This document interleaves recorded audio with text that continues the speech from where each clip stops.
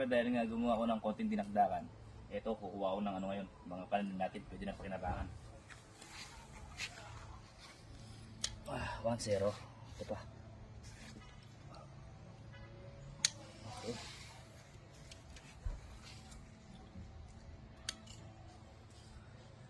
Tatlong piraso lang pwede na. Tapos kuha tayo ng daon ng sibuyas. Daon ng sibuyas. Okay.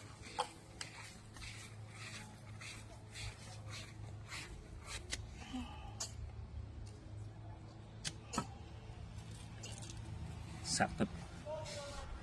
Sakto na sa dinakdakan to mga pre. Okay.